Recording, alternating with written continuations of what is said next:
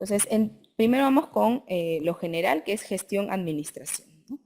Existe algo que se llama el proceso administrativo, ¿ya? El proceso administrativo, y ese proceso administrativo tiene 4 fases, ¿ya? Que es la planificación, la organización, la dirección y el control. En otros lugares lo van a encontrar como funciones administrativas, ¿no? Cualquiera de las dos podrían estar presentes en la pregunta. ¿Ya? Entonces, la planificación es el primer paso. Acá recuerden que esto también es cíclico, ¿ya? O sea, empieza con la planificación, luego sigue la organización, la dirección y termina con el control y otra vez pasas a la planificación, ¿no? Es un proceso cíclico y continuo, ¿ya? Cíclico y continuo. La planificación responde al qué y al cómo, ¿no? Entonces, yo cuando voy a hacer una gestión, lo primero que me pregunto es qué voy a hacer y cómo lo voy a hacer. Y para eso lo planifico. Entonces determino objetivos, determino actividades y determino los recursos, ¿no?, que voy a utilizar. Si les dicen planificación en salud, ¿no?, recuerden que acá en la planificación tenemos una parte que es el análisis de situación, que siempre es lo primero, ¿no? Analizar la situación siempre es lo primero antes de planificar y decir qué voy a hacer, cómo voy a hacer. Este análisis de situación es parte de la planificación. Entonces, en salud, siempre para hacer planificación en salud, ¿qué es lo primero que hacemos? Un análisis de situación, ¿no? Y eso significa valorar factores. Valorar significa analizar, evaluar, ¿no? Valorar factores y luego ¿para qué? Para decir el qué, ¿no es cierto? Para decir el qué, y eso qué significa decidir, ¿no? El qué es decidir sobre qué voy a hacer y qué recursos voy a usar. ¿Y para qué? Tiene siempre que tener un fin, ¿no? Esta planificación siempre tiene que estar enfocada para lograr algo, ¿no? Algún resultado. ¿Y qué es lo que yo busco? Resolver los problemas de la población. Entonces es un poco la definición de planificación. En salud está asociado a lo mismo, simplemente le ponen el tema de salud acá, ¿no? Entonces siempre en la planificación es hacer un análisis, o sea, valorar factores, decidir qué hacer, con qué recursos, para lograr un fin, ¿no? Vamos a poner siempre es lograr un fin, ¿no? Esta planificación tiene distintos tipos y acá tenemos la normativa, la estratégica, la táctica, la operativa y la contingente. La normativa es un tipo de planificación en donde ¿qué se hacen? Normas, ¿no? Normas que en realidad son políticas, normas, y el periodo puede ser variable, ¿no? Puede haber una norma que dure un montón de tiempo o una que dure un año y al otro año lo modifican, ¿no? Es una planificación normativa. Luego está la planificación estratégica, que es una de las más importantes, que es en donde se generan objetivos a largo plazo, ¿ya? Y esto, ¿en qué nos resulta? En algo que se llama plan estratégico. Cuando yo ya tengo la estrategia, ¿no? La estrategia, decido qué tácticas utilizar, entre comillas, ¿no? Y esa es la que nos va a traducir la estrategia. Y acá voy a poner objetivos, pero a mediano plazo. Yo traduzco la estrategia aquí, en la planificación táctica. Y la planificación operativa ya determino qué actividades y qué tareas voy a hacer a corto plazo, ¿no? Y a corto plazo, por lo general, es un año, ¿no? Un año, y bueno, en el Perú hay una multianual, se llama, que puede ser 3 años también. ¿Y en qué me resulta este operativo? En el plan operativo. Entonces, las dos más importantes es la estratégica y la operativa, ¿no? Que a veces la táctica se la saltan y pasan de lo estratégico al operativo directo, pero existe también, ¿ya? Y la contingente es un tipo aparte de planificación que nos genera algo que se llama el plan de contingencia. No sé si en algún momento han visto cuando se acerca una lluvia o se acerca un fenómeno natural supuestamente evaluado por las entidades correspondientes, dicen, bueno, hay un riesgo de terremoto, hay un riesgo de sismo, hay un riesgo de inundación. Haz un plan de contingencia para tu hospital. Entonces, es un plan que se genera ante un imprevisto o emergencia. Y el periodo puede ser indeterminado también, ¿ya? Entonces, las dos más importantes, el estratégico y el operativo, que ahorita vamos a ver más a detalle. Luego de que yo planifico qué voy a hacer y cómo voy a hacer, decido con qué lo voy a hacer, ¿no? Con qué recursos y con qué personal. Entonces, ¿qué hago? Divido el trabajo. En la organización yo divido el trabajo o distribuyo, también a veces le ponen distribución del trabajo, de las funciones, ¿no? Y asigno actividades, asigno recursos a quien los va a hacer, ¿no? A quien lo va a realizar. Y acá está muy claro el tema del orden y la jerarquía, ¿no? Siempre hay alguien que manda y alguien que es el operativo, ¿no? Entonces acá viene el tema de la organización o el organigrama, ¿no? Que es la organización estructural, por ejemplo, de una institución, ¿no? Entonces, en una institución yo decido hacer una organización estructural y la plasmo en un organigrama para yo decir qué le toca hacer a cada quien, ¿no? Entonces, ese es el tema de la organización. Luego viene la dirección, que es una vez que ya distribuí el trabajo, tengo que ver que se haga lo que yo planifiqué. Y eso se llama dirección, dirigir, ¿no? Y en la dirección está el tema de tomar decisiones, ¿no? Y obviamente acá está enfocado al líder o a la persona que dirige el plan. También se hace orientación.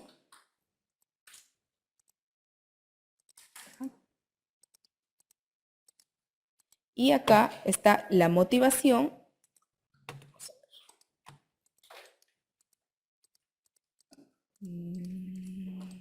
Ya, la motivación y el liderazgo, ¿ya? Aquí es al revés, ¿ya? Acaba liderazgo y acaba motivación. ¿Ya? Motivación va abajo y liderazgo va arriba, ¿ya? Entonces, la motivación, ¿ya? Es una energía inductiva, ¿ya? Una energía inductiva, ¿ya? Es la que lleva a las personas a hacer algo, a hacer una acción, ¿no? Te induce a hacer algo, por eso se llama energía inductiva. Entonces, te induce a la acción, a hacer algo, ¿no? Y ahora, el liderazgo, que es otra de las características de un líder también, está clasificado en 3 tipos, ¿ya? El autocrático, que está básicamente enfocado en el jefe o la alta dirección o el que manda, ven la flechita hacia abajo, a las personas que están abajo. Entonces, se basa en castigos y recompensas, ¿no? Si haces lo que te digo, te recompenso. Y si no haces lo que te digo, te castigo. Entonces, esa es una forma de líder, de ser líder autocrático. Luego, el democrático es un poco delegar, ¿no? Delegar funciones y delegar poder también, ¿no? Acá, ¿dónde está el poder concentrado? Está arriba, ¿no? Está concentrado en el que manda. Y acá el poder sí puede estar distribuido un poco hacia abajo, ¿no? Le permite a la persona tomar decisiones también sobre algún tema en específico, ¿no? Entonces, la flecha es bidireccional, ¿no? Si ven acá es bidireccional, no solamente el jefe dice qué hacer a los trabajadores, sino que los trabajadores también pueden dar su opinión y dar alguna retroalimentación, ¿no? Y pueden delegarle funciones importantes. Y el otro es el liberal o la 6 fair, que es confianza, ¿no? Está basado en la confianza. Si ven acá la flecha está hacia arriba. O sea, el jefe no se preocupa mucho de lo que tienen que hacer sus trabajadores porque sabe que lo van a hacer, confía en ellos y sabe que lo van a hacer bien, ¿no? Entonces, este es el laissez-faire, que es el liberal, ¿no? Que es basado en confianza. Luego tenemos la motivación, ¿no? Y la motivación tiene distintas teorías, ¿no? Algunas de ellas han venido en los exámenes, solo los términos generales. La principal teoría de motivación es la teoría de las necesidades de Maslow, ¿no? Entonces recuerden que es una pirámide que tiene distintas partes, ¿no? Va desde las fisiológicas, que está en la base, ¿no? Las fisiológicas que está en la base, hasta la autorrealización que está en la punta, ¿no? Quiere decir que las fisiológicas son las necesidades que son más cantidad, ¿no? Y son las que más se buscan, o las iniciales que se buscan lograr, ¿no? Una vez que satisfaces tus necesidades fisiológicas, buscas necesidades de seguridad, ¿no? Luego, necesidades de afiliación entre personas, ¿no? De agruparte. Luego, de que te reconozcan. Y luego, de la autorrealización, ¿no? Entonces, va en ese orden. No todos llegan a cubrir sus necesidades de autorrealización porque se enfocan mucho en las fisiológicas, ¿no? Que son las principales. Luego está la otra teoría, ¿no? La teoría de Alderfer, ¿no? Esta teoría, ¿qué es lo que dice? Que también hay una pirámide, pero solamente con 3, ¿no? Que lo principal para la gente, que lo que está en la base es la existencia. Luego es la relación y luego el crecimiento, ¿no? Entonces, obviamente la existencia es lo primero y el crecimiento es como lo máximo que se logra en las necesidades, ¿no? Luego la de McGregor habla de la teoría XY, ¿no? Esta teoría dice que hay 2 tipos de personas, ¿no? Una persona X y una Y. La persona X es la persona floja, ¿no? La teoría dice que la persona X, que es floja, se le tiene que castigar, decir qué hacer y todo, ¿no? Y el Y, recuerden que es el yo proactivo, ¿no? Es la otra teoría que las personas son proactivas en el trabajo. Entonces son 2 tipos de se podría decir también relacionadas a la motivación, ¿no? Luego la de McClelland, que es la teoría de necesidades de motivación, y es una línea de que tú si tienes poder, tienes logros, y si tienes logros, tienes afiliación, ¿no? Entonces es que puedes lograr la afiliación. Esa es como una mnemotécnica. Entonces, si tienes poder, tienes logros, y si tienes logros, tienes afiliación. Entonces, esas tres palabras recuerden para la de motivación de McClelland: poder, logros y afiliación. Y en la motivación, en la teoría de la motivación y la higiene, que es de Herzberg, hay dos clases de factores, ¿no? Estos factores, que si es que son un grupo de factores motivadores, están presentes, vas a generar satisfacción en el personal, ¿no? En las personas que trabajan contigo. Y si estas de higiene están ausentes, van a generar desmotivación, ¿ya? Y obviamente van a reducir el desempeño de tu personal o de las personas que trabajan contigo. Entonces, son términos generales que les podrían preguntar. Me parece que hay alguna pregunta que es para relacionar por ahí, entonces eso les podría venir. Luego, la última fase es saber o ir evaluando cómo se hizo, ¿no? Lo que ya dijiste que hacer, con qué lo haces, viste que se haga bien, y luego te preguntas cómo se hizo. ¿Se logró lo que yo planifiqué con los recursos que distribuí? Entonces se llama la fase de control. Y esta fase, que ya también les he dicho, la evaluación es, ¿qué es lo que evaluamos? Resultados, ¿no? Y esta evaluación de resultados son objetivos e indicadores, ¿no? Siempre es evaluar esos objetivos que te planteaste aquí, ¿no? A través de los indicadores, ¿no? Luego el monitoreo. ¿Qué es lo que monitoreamos? Actividades, ¿no? Actividades o incluso procesos, ¿no? Pero principalmente actividades. Y supervisamos personas, ¿ya? Personas, ¿no?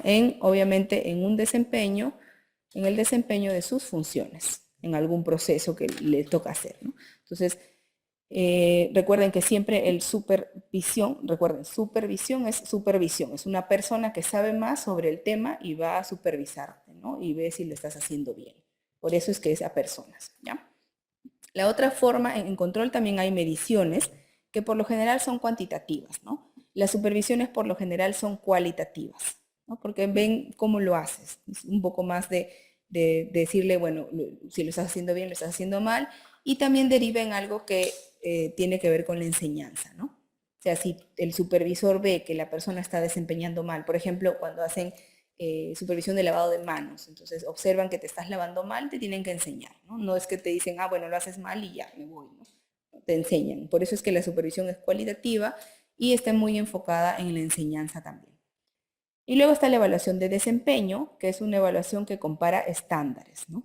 Estándares ya obviamente prediseñados, ¿no? Y determinan si es que tú dijiste que vas a hacer A, ¿no? Parámetros que ya te habían dicho que tienes que hacer y no lo hiciste, estás teniendo un mal desempeño, ¿no? Entonces es parámetros prediseñados, recuerden eso. Ahora, dentro del control, en el Estado hay algo que se llama el Sistema Nacional de Control, ¿no? Sistema Nacional de Control. Ese Sistema Nacional de Control tiene tres integrantes: la Contraloría, ¿no? La Contraloría Nacional de la República, los órganos de control interno, y esto están en todas las instituciones del Estado, ¿ya? En las instituciones. O sea, cada institución del Estado tiene su oficina o su responsable de control interno, ¿no? Y esos son los órganos de control interno. Y luego están también las sociedades de auditoría externa, ¿ya? Entonces, interno es dentro de la institución y externo es aquellos que hacen auditoría a las instituciones del Estado, pero vienen de fuera de las instituciones, ¿ya? Por eso se llaman externos. Entonces, este sistema de control, recuerden que puede ser interno y externo, ¿no? Por eso es que tiene todos esos componentes. ¿Quién es el ente rector de este sistema? Es la Contraloría. Esta Contraloría es la que dirige y decide cómo se hacen las cosas, ¿no? Ellos publican normativas de cómo se tiene que hacer tanto el control interno como el externo, y pues hay que seguir lo que ellos dicen, ¿no? ¿Cuáles son los componentes de este sistema? Primero es evaluar el riesgo, ¿no? Riesgo en casa, o sea, en la institución. Entonces, para el control interno, ¿qué es lo que se hace? El equipo o la OSI, el órgano de control, y las personas responsables empiezan a identificar riesgos. Por ejemplo, riesgo de demoras de atención, riesgo de corrupción, riesgo de, o sea, de distintas cosas, todos los riesgos se evalúan. Y una vez que se determinan los riesgos, se hacen acciones, ¿no? Entonces, luego viene la comunicación de esos riesgos y de las actividades las acciones de control. Se busca generar un ambiente de control, ¿ya? Se hace supervisión obviamente a las actividades para ver si se está cumpliendo o no con lo que deberían cumplirse, y luego las actividades de control como tal, ¿no? Entonces evalúas el riesgo, tienes que comunicar todas las acciones de control y todo lo referente al control, tienes que generar un ambiente de control, y en esto acá también están, por ejemplo, las normas propias de las instituciones, ¿no? Las instituciones pueden generar distintas normas para que todos se alineen, ¿no? Y generen un ambiente de control, o sea, un ambiente controlado. Luego se hace supervisión de todas estas acciones de control y se hacen actividades de control como tal también, ¿no? Entonces, esos son los términos genéricos del sistema de control.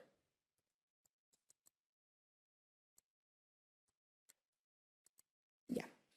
Entonces, vamos con algunas preguntas. La secuencia lógica en el proceso administrativo, ¿cuál era?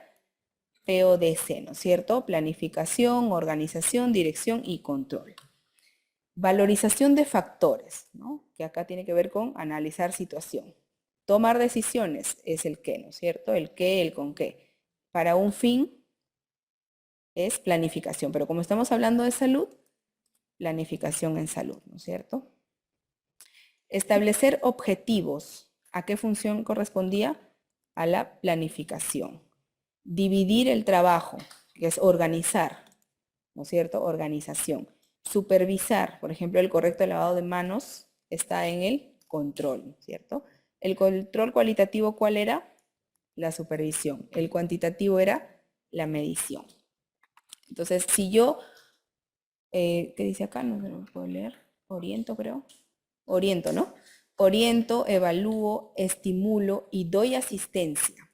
Entonces, estoy orientando a alguien, también lo estoy evaluando, pero también le estoy dando asistencia, estoy enseñando, ¿no? Entonces, si le estoy enseñando, dando asistencia, estoy haciendo supervisión. Recuerden que cuando les hablen de dar asistencia, de enseñar, de capacitar, también le llaman asistencia técnica, ¿no? Mientras los evalúo también, estoy supervisando.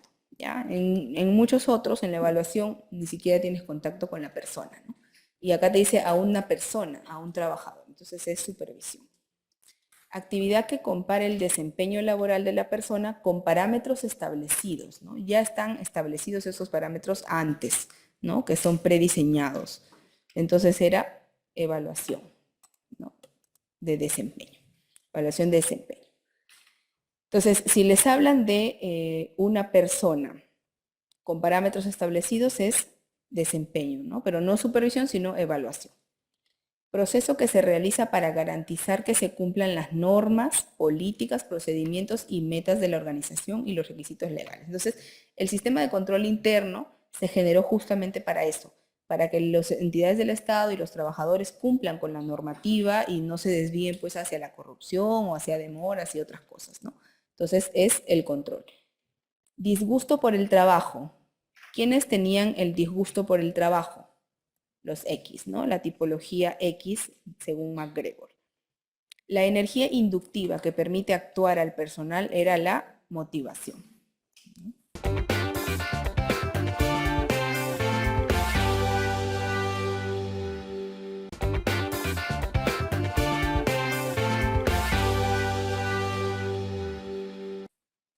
Ahora vamos con la primera fase o la primera función administrativa, que es la planificación.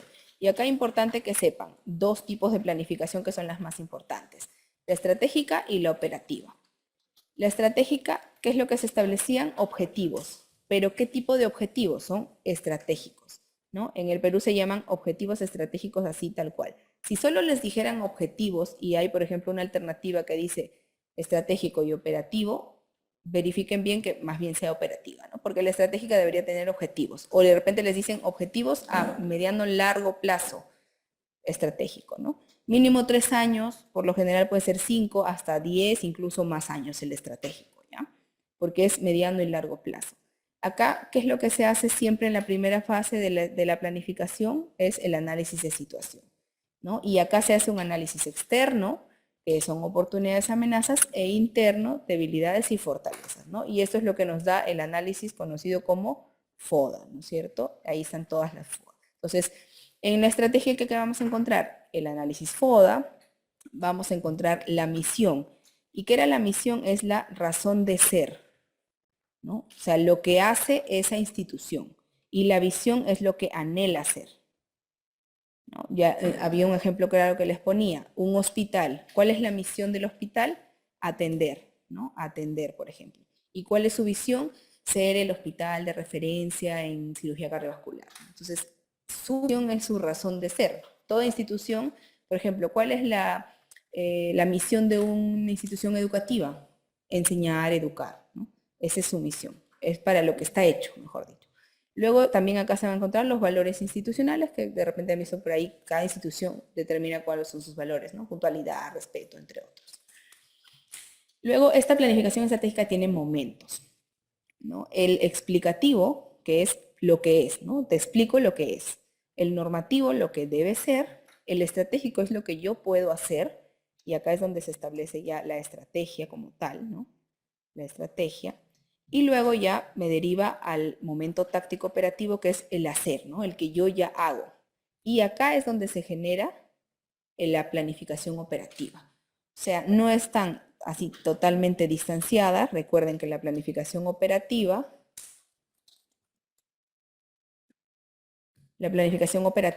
debe responder, ¿no? A la planificación estratégica. No es que yo haga la planificación operativa solamente. Un día yo quiero y solo hago planificación operativa. No, tengo que haber hecho la planificación estratégica, haber pasado por todos estos momentos para luego hacer planificación operativa, ¿no? Porque si no hago esta planificación, no voy a saber qué busco a largo plazo, cuál es mi estrategia, ¿ya? Entonces, ya el operativo es un poquito más aterrizado, ¿no? Lo que voy a hacer de actividades. Entonces, la operativa, bueno, vamos a ver, antes de pasar a eso, en lo que es básicamente analizar la situación, ¿no? Incluye el ver, que es otra de las clasificaciones, ya lo van a ver ahí, la B de ver.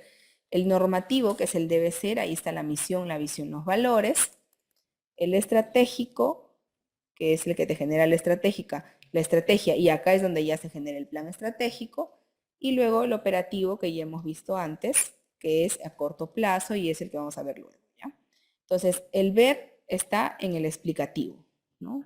Luego el diseñar está en el estratégico, ¿no? Y el hacer, el H, el hacer está en el operativo, ¿ya? Entonces, hay un momento que está dividido de esta forma y también hay otra forma de dividir lo que es el ver, diseñar y hacer, ¿ya? Entonces, podrían preguntarle por cualquiera de las dos formas en las que dividen los momentos de la planificación estratégica, ¿ya? Entonces, hay dos tipos de planes ya como documentos, ¿no? Que son importantes. El plan estratégico institucional y el plan operativo institucional. ¿Ya? Normalmente o de forma común se llama PEI y POI, ¿ya? Que es el plan operativo institucional. Entonces, este es el POI que vamos a ver acá. Esta planificación operativa es a corto plazo, por lo general es un periodo fiscal, pero hay algo en el Perú que se llama el POI multianual, que es también planificación operativa, pero se hace para 3 años porque es multianual, ¿no? O sea, lo que buscan es como que las personas vayan sabiendo qué van a hacer en estos últimos 3 años, pero cada año se va actualizando igual. Se puede actualizar lo que dijiste que vas a hacer el otro año, lo actualices cuando llegue el otro año y lo pones como POI, ¿ya? Entonces, cada año se hace el POI y cada 3 años, o bueno, cada año también se hace el multianual, pero se va actualizando, ¿ya? Entonces, es 1 año y 3 años regularmente el POI y el POI multianual. Ahora, en este objetivo solo son objetivos como tal. Y acá yo decido qué actividades voy a hacer y qué tareas, ¿no? Entonces, yo, por ejemplo, digo, para mi objetivo 1, digo qué actividades voy a hacer y para la actividad 1, digo qué tareas voy a hacer, ¿ya? Entonces, es más o menos de esa forma. Para cada actividad, yo planteo metas, ¿no? Si mi objetivo 1 es de repente lograr el 85% de la cobertura, ¿no? O lograr una adecuada cobertura de vacunación de VPH, ¿no? Entonces, yo hago distintas actividades. La actividad 1 es vacunar en los establecimientos de salud. Mi actividad 2 es hacer brigadas para que salgan a vacunar, ¿no? Entonces, mi actividad 1, que es vacunar en el establecimiento de salud, puede tener una meta de voy a vacunar 1000 en mi establecimiento de salud, ¿no? Esa es mi meta, ¿no? Y así cada actividad tiene su meta, ¿ya? Y luego cada actividad tiene sus tareas. Y todas estas tareas son las que nos van a servir para hacer el costeo, ¿ya? El costeo, por lo general, se hace a través de las tareas, ¿no? Si no llegamos al nivel de tareas, va a ser difícil costear, ¿no? Porque las actividades son muy grandes, entonces las tareas ya te desglosan un poco más y ya puedes saber cuánto vas a gastar, ¿no? Por eso es que acá en el plan operativo se determina el presupuesto que voy a utilizar y cuántos recursos voy a utilizar, ¿no? Me va a salir el monto total de lo que me va a costar y también se hace una matriz de programación, ¿no? Una matriz que es básicamente con un Gantt, ¿no? Que es un Gantt, ¿no? Que es, acá pones todas las actividades y vas marcando cuándo se hacen, ¿no? En qué mes, en qué, si quieres pones meses, trimestres, ¿no? O semestres, pero por lo general son meses, ¿no? Y se va marcando, se va programando cuándo se va a hacer la actividad.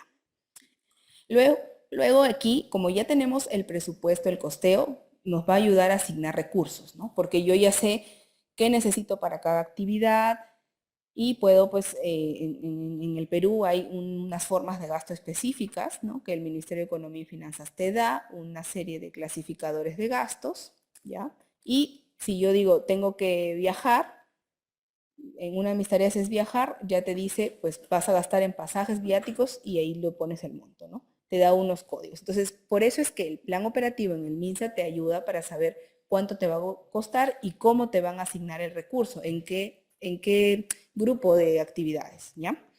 Luego tenemos distintos criterios de programación, ¿ya? Que nos van a servir, obviamente, para programar la cantidad de recursos que yo voy a hacer, la cantidad de actividades que yo voy a hacer. Si yo tengo una meta de, no sé, 1000 vacunados por brigadas y yo sé que cada brigada vacuna, no sé, 100 en un mes, es supuesto, ¿no? Entonces, ¿cuántas brigadas tengo que hacer? Eso es lo que me permite a mí hacer una programación de cuántas actividades voy a hacer, cuántas personas voy a necesitar, ¿no? Entonces, eso es la programación. Ahora, la programación se va a hacer o en base a la cobertura que yo quiero lograr, ¿no? Si yo quiero lograr el 100%, voy a coger esas 1000 personas que quiero vacunar y de acuerdo a eso hago mi programación. Si yo quiero lograr el 80%, programo para 800 personas, ¿no? Entonces, algo así. Entonces, la cobertura es las personas que fueron atendidas, ¿no? Las personas que recibieron atención o que fueron vacunadas, por ejemplo, sobre las personas que necesitaban, ¿no? Esa vacunación. Entonces, los atendidos sobre los que necesitaban. La concentración es las atenciones sobre los atendidos, ¿no? Y el rendimiento son las atenciones sobre el recurso realmente utilizado, ¿ya? Más adelante creo que está el tema de la diferenciación con productividad, que ya lo vamos a ver también. Ahora, ¿cómo yo priorizo problemas? Como la planificación operativa es más aterrizada y ya me dice qué actividad, qué tarea, qué presupuesto voy a utilizar, aquí ya no puedo poner todo lo que yo quiero solucionar, porque sería demasiado. Entonces, tengo que priorizar los problemas que voy a abordar. Y los voy a priorizar en base a distintos criterios, ¿no? Y ahí está la mnemotecnia PRIMATE, que es la población interesada, ¿no? O sea, ¿cuáles son los intereses de la población? ¿No? Los intereses o las necesidades, ¿ya? Las necesidades sentidas de la población. Luego, el riesgo. Si de repente hay alto riesgo de muerte, ¿no? Alto riesgo de discapacidad, ¿no? De discapacidad. Entonces, las enfermedades que tienen más riesgo de muerte y más riesgo de que te generen una discapacidad pueden ser priorizadas, ¿no? Principales. La factibilidad de intervención, ¿no? Entonces, si es que yo puedo hacer algo para solucionar el problema, va a ir primero antes de un problema que yo no pueda solucionar. Si hay un problema que yo no puedo solucionar, va a incluso ser menos prioritario que otro, ¿ya? La magnitud, que tiene que ver obviamente con cantidad de afectados, número de afectados. Y la tendencia, pues, si es que está aumentando la enfermedad o reduciendo, ¿no? Si es una enfermedad que está en aumento, le voy a dar prioridad. Si está en disminución, pues le voy a dar menos prioridad. Entonces son distintos criterios. Esos son los principales, pero pueden haber muchos más, pero estos son los más comunes, ¿ya? Ahora vamos con algunas preguntas. Plantear objetivos a mediano y largo plazo. Ya una vez que ustedes ven largo plazo es un plan estratégico. La imagen que aspira como entidad de salud es la visión, ¿no es cierto? Lo que anhela, lo que aspira. En el FODA, el análisis interno corresponde a, recuerden que lo interno es lo que está dentro de la institución. Entonces es fortalezas y debilidades, ¿no? Uno es fuerte o uno es débil. Y el otro es uno se siente amenazado o uno tiene oportunidad, ¿no? Y la oportunidad no te la das tú mismo, te lo da otra persona. La amenaza también, te amenaza otra persona, ¿no? O otra entidad. Comunidad organizada que trabaja estrechamente con el centro de salud. ¿Qué sería? Una oportunidad. Bueno, en realidad, depende cómo lo miren, creo que fue similar a lo que vimos la vez pasada, ¿no? Si hablas de la comunidad organizada que contribuye con el centro, podría ser una oportunidad, ¿no? Pero si el centro de salud trabaja estrechamente con la comunidad, sería una fortaleza, ¿ya? Entonces, va a depender mucho de la redacción que les pongan en la pregunta y véanlo más o menos desde ese lado, ¿no? Según el FODA, acá en realidad la redacción para que sea fortaleza tendría que ser centro de salud que trabaja o involucra a la comunidad en sus atenciones, ¿no? Algo así. Según FODA, de un establecimiento de salud del MINSA, la característica poblacional, alta tasa de analfabetismo materno. Entonces, si estamos hablando de la población, ¿no es cierto? Algo de afuera, que es una amenaza, ¿no? Son momentos de planeamiento estratégico. Acá podrían ser todas esas, las 4 que vimos, que podría ser normativo, estratégico, ¿no? O táctico operativo, o puede ser esta también, ¿no? Ver, diseñar y hacer. Entonces son las 2 formas de clasificar a los momentos. En la planificación estratégica, el debe ser era el momento de, recuerden, lo que debe es como las normas, ¿no? Lo normativo. Planificación en que se plantean objetivos a corto plazo es la operativa. Si se planifican actividades y recursos para el próximo año fiscal, cuando se digan año fiscal es un año. Operativa, ¿no? Planificación operativa. Si programo hasta el nivel de tareas, también es operativa. Y el presupuesto se elabora según tareas, ¿no es cierto? Si llegamos a nivel de tareas, recién vamos a poder generar un mejor presupuesto. ¿Cuáles eran los 3 criterios de programación? Cobertura, concentración, rendimiento, ¿no?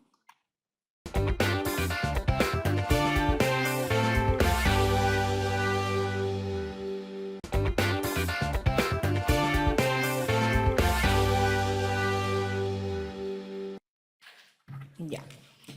A ver, entonces los indicadores recuerden que se diferencian o se clasifican en 3 grupos. Los de estructura, los de proceso y los de resultado, ¿no?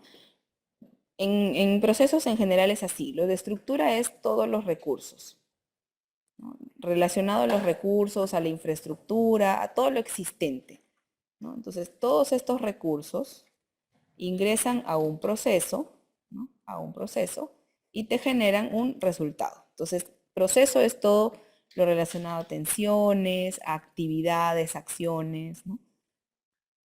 Toda la ejecución de acciones, de actividades dentro del proceso, eso están relacionados a indicadores de proceso. Y luego te generan algún resultado, ¿no? Y el resultado va a depender de lo que tú buscas, ¿no? De lo que tú buscas. Entonces, lo de estructura son recursos, entran a un proceso que son actividades, acciones, y luego te dan un resultado.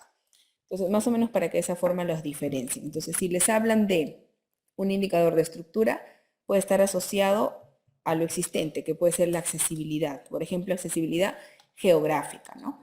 La accesibilidad económica, cultural o administrativa, ¿no? Entonces, la geográfica tiene que ver, obviamente, con el hecho de que las personas accedan, por cuestiones geográficas, accedan o no a un establecimiento de salud, ¿no? O si tienen cerca un establecimiento o no. Las económicas, acá por ejemplo está el tema del aseguramiento en salud, los seguros, ¿no? Entonces, si estamos hablando de indicadores, podrían encontrar un indicador que diga porcentaje de personas, ¿no? Que tienen seguro. Ya. Entonces, podría ser eso un indicador de estructura de accesibilidad económica. En geográfica, por ejemplo, puede ser porcentaje de personas que viven a menos de 30 minutos de un establecimiento, ¿no? De un establecimiento de salud. Ya es un indicador geográfico. Un indicador cultural, porcentaje, en Perú tenemos algo que son de establecimientos de salud con pertinencia cultural, así se llama, ¿no? Son un grupo de establecimientos que cumplen una serie de criterios y dicen, ya, los catalogan como este establecimiento atiende con pertinencia cultural. ¿Por qué? Porque considera de repente el parto vertical, porque considera la medicina tradicional de sus pacientes o respeta simplemente la cultura y las tradiciones de los pacientes, ¿no? Obviamente tiene que tener personal capacitado en eso para que sea un establecimiento con pertinencia cultural. Son por lo general los establecimientos de primer nivel, ¿ya? De primer nivel de atención, ¿no? Son datos adicionales. Por ejemplo, administrativos, porcentaje de establecimientos de salud que atienden 24 horas. Ya, entonces un indicador administrativo. Entonces recuerden que esos son los recursos, la infraestructura, lo que es, ¿no? Son lo que existe. Personas con aseguramiento, establecimientos 1.4, 1.3, cuántos son. Entonces eso tiene que ver con accesibilidad. Luego es disponibilidad de recursos, ¿no? O densidad de recursos. Y el más importante acá que tenemos es el médico por 1000 habitantes, ¿no? Yo les decía que en el Perú tenemos 1.62 médicos por cada 1000 habitantes, ¿ya? Ese es en el Perú. Ahora, los de adecuación tienen que ver con recursos que yo tengo sobre los recursos que necesito, ¿no? Entonces, también es un indicador que se podría medir, no sé, si yo tengo tantas salas de hospitalización, pero necesito 4, ¿no? Eso puede ser un indicador también. Luego vienen los de proceso, y en proceso siempre tiene que ver ya con la actividad en sí, con acciones, ¿ya? Entonces, el de proceso más importante y el de intensidad de uso. Por ejemplo, número de atenciones, no sé si está acá, sí está, ¿no? Número de atenciones sobre atendidos, ¿no? Número de atenciones atendidos es la intensidad de uso, por lo general es de un consultorio externo, ¿no? Entonces, atenciones sobre atendidos. Luego viene la productividad y el rendimiento. La fórmula de ambos es similar. Entonces es las atenciones, ¿no? Las atenciones sobre los recursos programados o disponibles. Y el rendimiento son las atenciones sobre los recursos utilizados. Entonces, en algún momento les ponía el ejemplo de, estoy en un establecimiento de salud, ¿no? Y tengo un médico, ¿no? A ese médico yo le programo 150 horas porque es lo que corresponde, ¿no? Es lo que le corresponde programar y lo tengo disponible por 150 horas. Entonces, si yo tengo, no sé, 1500 atenciones, ¿no?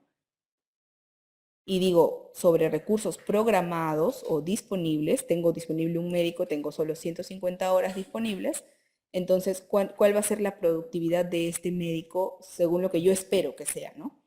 Va a ser 1, ¿no? No, perdón, 10, ¿no?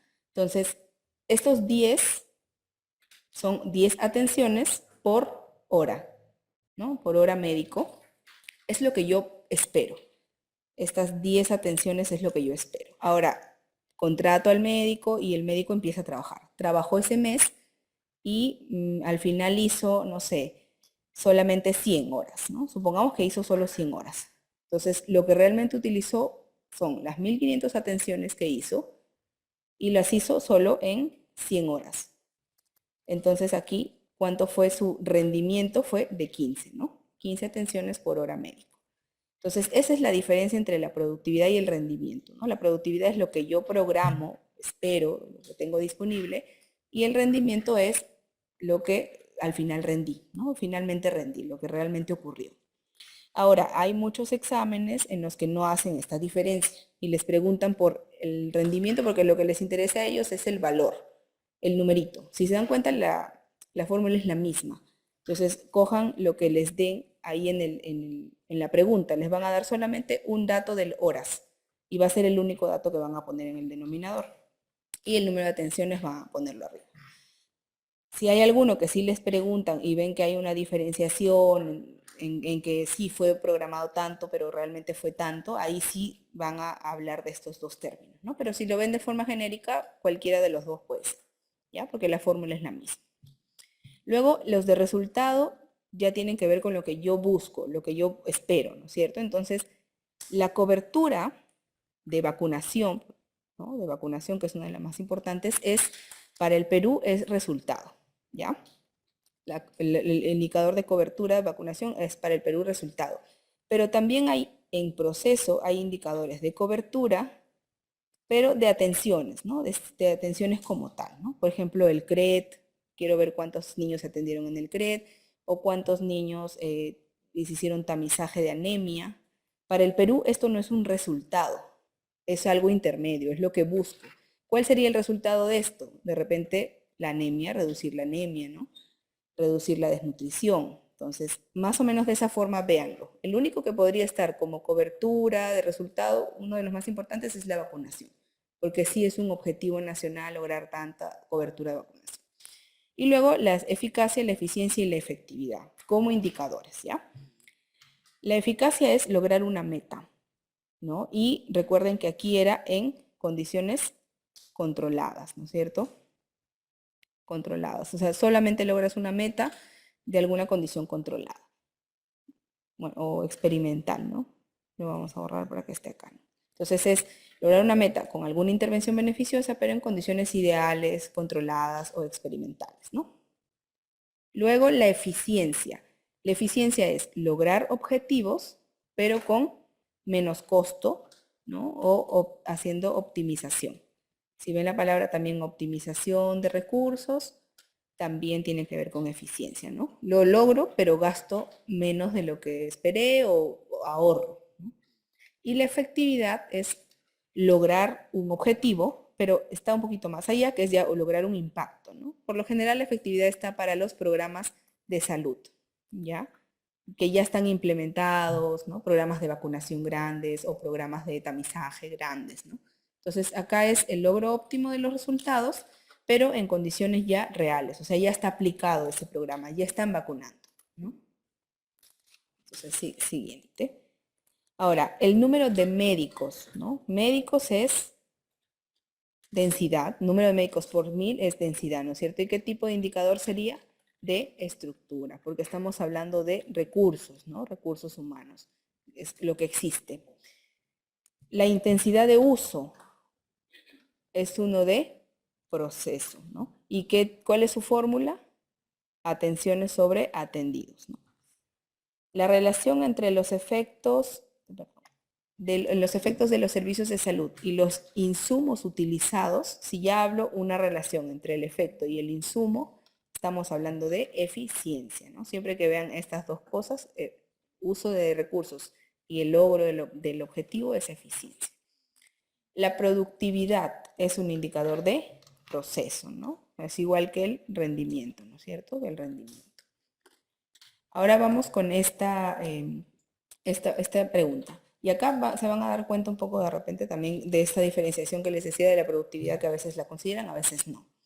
En una ciudad que tiene 15.000 habitantes, ¿no? En el último año su centro de salud realiza 6.000 atenciones, ¿no? Tenemos acá un dato ya de atenciones y tiene una concentración de 2, utilizando 1.500 horas médico. Calcule el rendimiento hora médico. ¿Cuál era la fórmula del rendimiento hora médico? Era atenciones sobre recursos realmente utilizados, ¿no? Utilizados. Entonces, ¿tengo número de atenciones acá? Sí, tengo número de atenciones. Y dice recursos utilizados, también tengo, ¿no es cierto? Que son 1.500 horas, ¿no es cierto? ¿Cuál sería el rendimiento acá? 4 atenciones por hora médico, ¿no es cierto? Si es que acá me dijeran horas programadas, va a salir probablemente lo mismo, ¿no? Simplemente la redacción varía y lo que se estaría calculando es la productividad. Con una concentración de 2. Si se dan cuenta, no es necesario ni siquiera ver nada más de la pregunta. Entonces, la concentración de 2, estamos hablando de, ¿qué significa la concentración? Atenciones por cada atendido. Quiere decir que cada atendido tuvo dos atenciones. Pero eso no es importante para el rendimiento, ¿no? Entonces, estos son distractores, ¿no? Por eso siempre piensen primero en la fórmula. y traten de ver. Si es que no tienen el dato, es porque sí tienen de repente que sacar cuánto en realidad era la concentración, cuántas atenciones, ¿no? Esta concentración te va a servir para saber cuántos atendidos hubo, ¿no? Por ejemplo, si la concentración es lo de acá, ¿no? Atenciones sobre atendidos, ¿no? Atenciones sobre atendidos, si me dicen que hay 6.000 atenciones y que la concentración es 2, perdón, al revés, 6.000 atenciones y que la concentración es 2, ¿no? Entonces, ¿cuántos atendidos hubo? 3.000 atendidos, ¿no? Atendidos. Entonces, eso podría ser otra pregunta quizá que se desglose de acá. Pero para este cálculo no se necesita, ¿ya?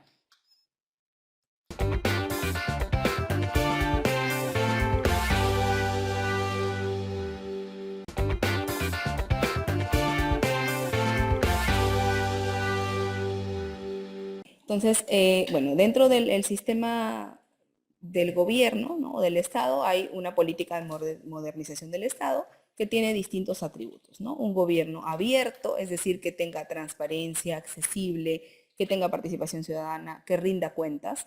Eficiente, tiene mucho que ver, siempre recuerden, con uso de recursos, ¿no? Uso racional de recursos. Inclusivo, ¿no? Que dé igualdad de oportunidades, acceso a servicios, orientado al ciudadano, todos los servicios del Estado siempre deben cubrir necesidades del ciudadano, ¿no? Unitario y descentralizado porque tenemos ahora los gobiernos descentralizados, ¿no? Que son los gobiernos regionales y porque están enfocados en gestionar un espacio territorial, ¿no? Ahora, estos pilares, los pilares de la política de modernización son estos 5, ¿no? Hacer gestión por procesos y simplificación administrativa, ¿no? Es decir, definitivamente es reducir un poco los tiempos, ¿no? En los servicios del Estado. Luego, generar políticas públicas, planes estratégicos y operativos. Y hemos visto ahí qué es lo que se genera en el Perú, es el PEI y acá el POI, ¿no? Y también hay políticas que existen más de 50, creo, en el Perú. Presupuesto por resultados, es decir, que todo presupuesto que nos da el Ministerio de Economía y Finanzas tiene que ser sustentado por un resultado que se busca, ¿no? Y acá, por ejemplo, en el ministerio o en salud, en realidad en todos los ministerios hay algo que se llama los programas presupuestales, ¿ya? Los programas presupuestales. Estos programas presupuestales en salud son más o menos 11, si no me equivoco, 11.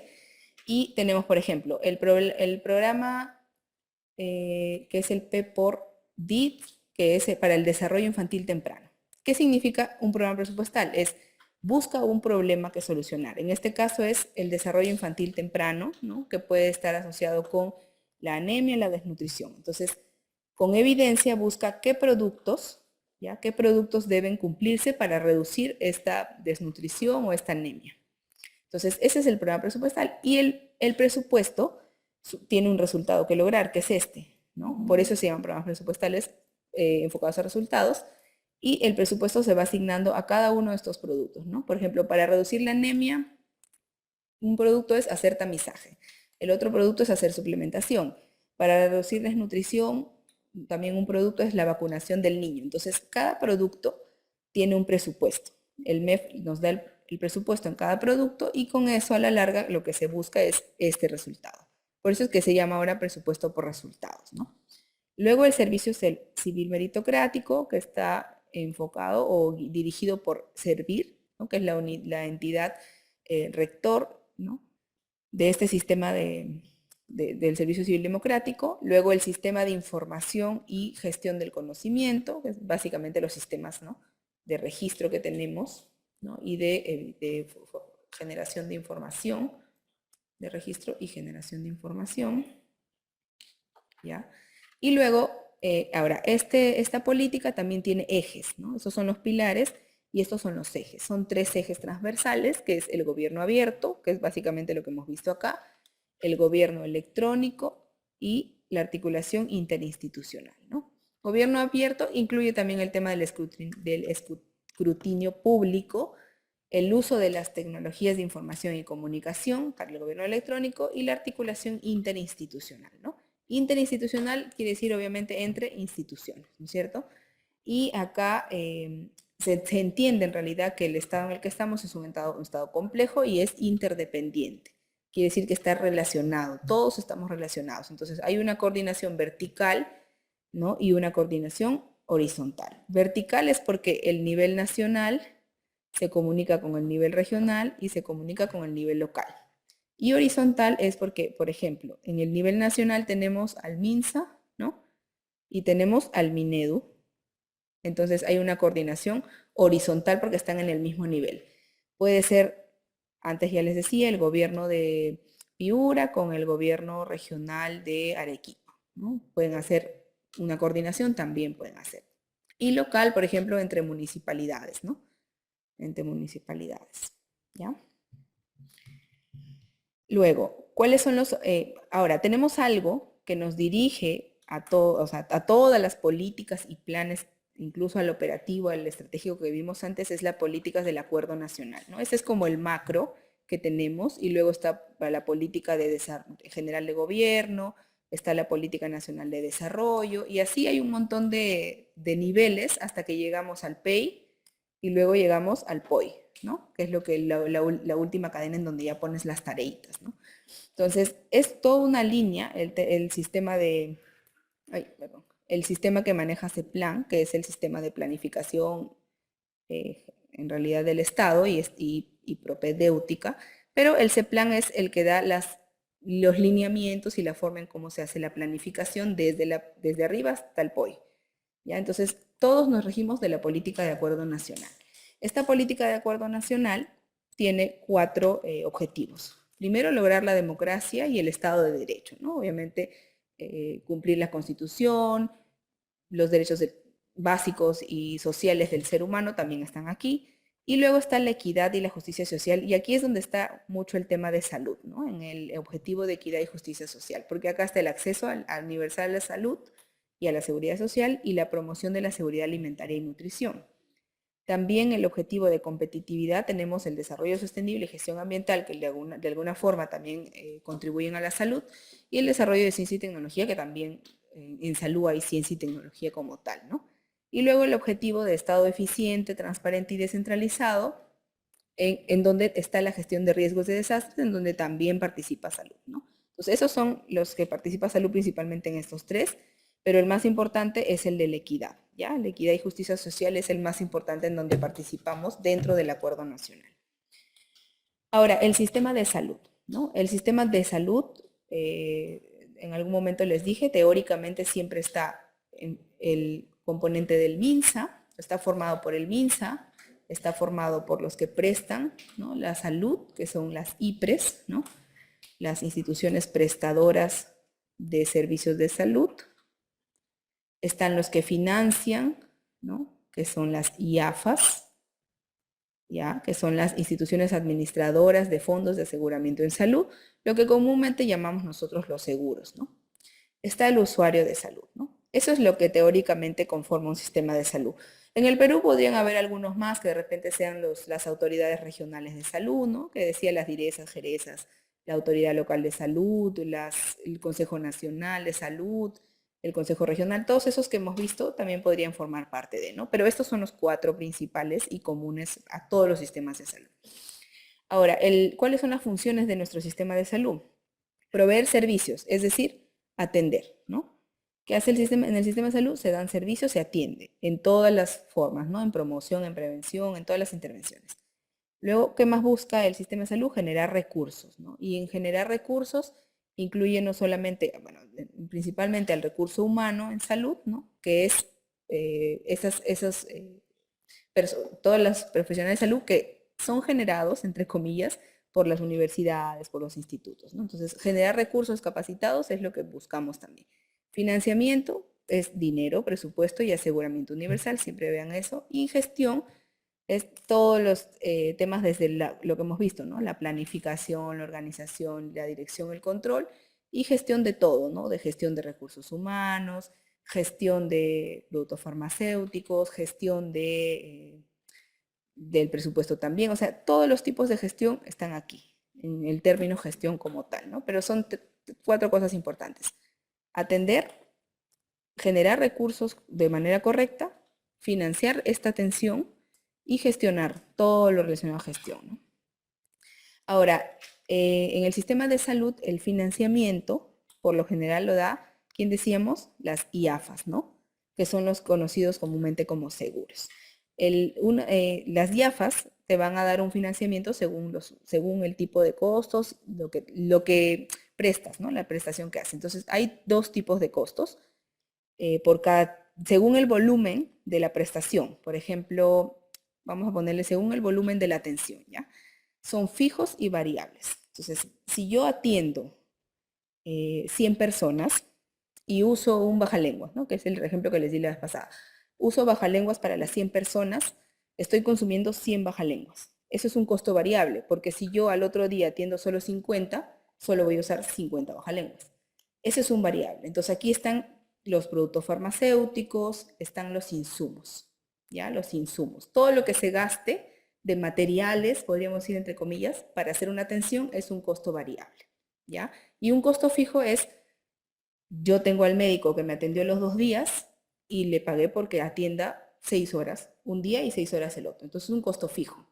Él va a estar ahí, puede atender 50, puede atender 100, puede atender 200, ¿no? Entonces esos son costos fijos. El recurso humano, la infraestructura, ¿no? Todo el tema de lo que se paga mensualmente, por ejemplo, luz, agua, en el hospital es un costo fijo. El variable siempre depende del volumen de producción. Mientras más produzco, más gasto. La otra clasificación es por el tipo de producto, ¿ya? Entonces, si es directo, ¿cuándo? Cuando durante la atención se gasta totalmente, ¿no? Entonces, ¿están los productos farmacéuticos ahí? Sí, están los productos farmacéuticos, están los insumos también, todos los materiales están acá en los directos, porque yo hago la atención y se gastan. Pero también está el recurso humano acá, en este tipo de clasificación. ¿Por qué? Porque se gastan sus horas, ¿no? Entonces gastas las horas de ese personal, está directamente asociado. ¿Cuál sería lo indirecto? Costos administrativos, ¿no? O sea, el hecho de que el cajero, en la caja del hospital estén cobrando, no tiene que ver con que lo atendí, ¿no? O sea, simplemente se siguen haciendo los procesos administrativos. Otros indirectos, por ejemplo, la luz, ¿no? Los servicios básicos, el internet, esos son indirectos, no están asociados a la atención directamente. No sé, entonces en este caso sí son indirectos, ¿no? No se están gastando directamente. Entonces, esos son los tipos de costos que se utilizan los seguros para calcular cuánto van a pagar. Ahora, en el SIS, ¿qué tipo de costos de volumen financian ellos? Solamente los variables, ¿ya? O sea, el SIS no paga recursos humanos, no paga infraestructura, no paga nada, solamente paga variables, o sea, productos farmacéuticos, insumos, ¿no? Y por eso es que lo hace según la demanda, ¿no? Según la demanda, ¿ya? Ese es el SIS, que es obviamente el seguro dirigido por el Estado, ¿no? Por el Ministerio de Salud. Ahora, a ver, medicamentos e insumos empleados en la atención, ¿qué tipo de costos serían? Variables, ¿no es cierto? Variables. Recursos humanos que participan en la atención son costos, ya no estamos en variables fijos, son directos, porque se gastan sus horas, ¿ok? Recurso humano es directo. Pero también, ¿qué tipo de costo es? Si es que estuviéramos en la clasificación de arriba. Es fijo, ¿ok? Fijo. Financiamiento del Seguro Integral de Salud está dirigido ¿a quién? El SIS financia de acuerdo a la demanda, ¿no es cierto? Demanda. ¿Y qué es lo que financia el SIS? El costo variable, ¿ya? Eso es importante que también lo sepan. Recuerden que tenemos en el Perú la Ley de Aseguramiento Universal en Salud, ¿ya? Esta ley dice que progresivamente todos los peruanos van a tener un seguro, entre comillas, ¿no? O sea, van a estar asegurados, ¿no? Entonces, ¿quiénes son los que aseguran o los que financian los seguros? Son las IAFAs, ¿no? ¿Y cuáles son las IAFAs que tenemos en el Perú? El SIS es una de ellas, el Salud también tiene, obviamente es una IAFA porque financia prestaciones, las sanidades, ¿no? La sanidad de la Policía Nacional del Perú, de las Fuerzas Armadas. Están las EPS, que son una especie de seguros privados, ¿no? Que son asociados a los otros. Están los privados como tal, ¿no? También hay seguros mixtos, que hacen una mezcla de mixto con privado, ¿no? Entonces, todos estos financian. Incluso acá hay autoseguros, ¿no? Que son seguros autofinanciados, pero esos son los principales. Estas YAFAs pueden ofrecer 3 tipos de planes, ¿no es cierto? ¿Cuáles eran los 3 tipos de planes que teníamos? Era el PEAS, ¿no? Que es el Plan Esencial de Aseguramiento en Salud. Pueden ofrecer plan específico y pueden ofrecerte plan complementario. ¿Ya? El PEAS es obligatorio para todos los peruanos. ¿Ya? Obligatorio para todos los peruanos. Por eso es el Plan Esencial de Aseguramiento en Salud. Este plan, si tú tienes SIS, si tú tienes salud, o si tú eres de la policía, de las Fuerzas Armadas, si solamente tienes EPS, si solamente tienes seguro privado, solo mixto, solo todos tienen que cubrirte el PEAS, ¿no? Y el PEAS, ¿qué contiene? Contiene condiciones asegurables, ¿ya? Condiciones asegurables. O sea, estas condiciones que están dentro de este plan, que puede ser persona sana, persona con VIH, persona gestante, niño menor de 5 años, o sea, todas esas listas de condiciones asegurables te tienen que cubrir, ¿no? Y obviamente, básicamente es en todo lo básico, ¿no? En promoción, en prevención, en recuperación, que incluye laboratorios, atención y hasta rehabilitación, ¿ya? Entonces, obviamente está ahí enlistado para cada condición qué es lo que cubre, ¿ya? Y eso es lo mínimo que todo peruano debe tener, independientemente de la IAFAS a la que esté afiliado, ¿ya? Ahora, salud,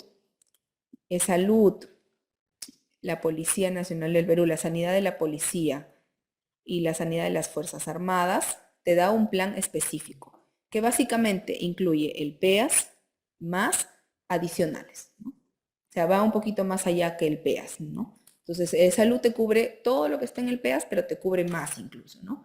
Porque salud incluso en sus planes regulares te incluye hasta subvenciones de lactancia, de maternidad, incluye otros temas más, ¿no? Luego, el plan complementario es todo lo que no está en el PEAS, ¿ya? Todo lo que no está en el PEAS. O sea, todo lo que está fuera del PEAS está el plan complementario. Y acá, por ejemplo, hemos visto antes que los planes oncológicos que te ofrecen Oncosalud, ellos te ofrecen todo lo que no está en el PEAS, ¿no? Entonces tú como persona puedes tener el SIS, ¿no? Tú puedes tener el SIS que te incluye el PEAS y quizá algunos más según el plan que contrates en el SIS, pero principalmente el PEAS, y puedes también contratar un plan complementario porque no está en el PEAS lo que tú quieres que te cubra, que es oncológico. O por ejemplo, planes para enfermedades raras y huérfanas, ¿no? También existen, quizás, son más caros, pero puede ser. Entonces, todo lo que no está dentro del PEAS es un plan complementario, ¿ya? Entonces, ese es más o menos los tipos de planes que existen. Ahora, algo más aquí. Ah, ya, bueno, todos los planes, ¿no? Principalmente los planes de acá abajo, tienen algo que se llama, todos, ¿no? Incluso el PEAS, tiene algo que se llama garantías explícitas, ¿ya? Las garantías explícitas son lo que sí o sí prioritariamente se cumple, ¿ya? Entonces, son como, tiene que estar escrito para que se cumpla. Por ejemplo, si es un niño menor de tantos años, necesita la suplementación. Si es una gestante, necesita tantos controles prenatales, ¿no? Son una lista de prestaciones muy importantes. Las más importantes siempre están relacionadas a gestantes, a niños, a VIH, a TB, ¿no? Que están en una lista y eso es como explícito se tiene que cumplir. Pero también algunos, principalmente estos dos de aquí, ¿ya? Estos dos de acá, te dan algo que se llaman exclusiones, ¿ya? Y estas son unas listas de cosas que no te cubren, ¿no? Básicamente es eso, ¿no? Por lo general, por ejemplo, en salud no te cubren temas estéticos, ¿no? Cirugías estéticas o procedimientos dentales estéticos, ¿no? Esas cosas no te cubren. Y hay algunas más por ahí, ¿no? Pero todo lo que esté relacionado a recuperar tu salud y a rehabilitarte, sí debe estar en estos planes, ¿no? Eso es solo de forma general.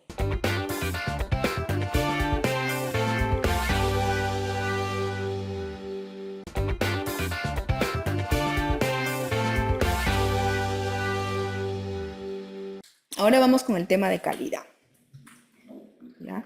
El tema de calidad y acreditación. Entonces, vamos primero con acreditación. La acreditación tiene 2 fases, ¿ya? La autoevaluación y la evaluación externa.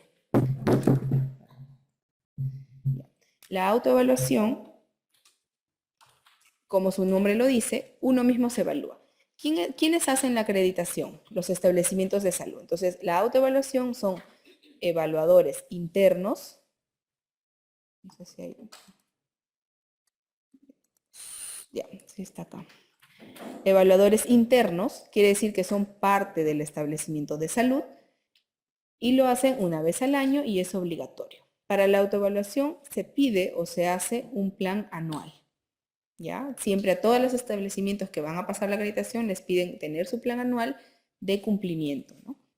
Ahora, esta acreditación que hacen los establecimientos, ¿no? Es básicamente calificar la calidad del funcionamiento de ese establecimiento, ¿no?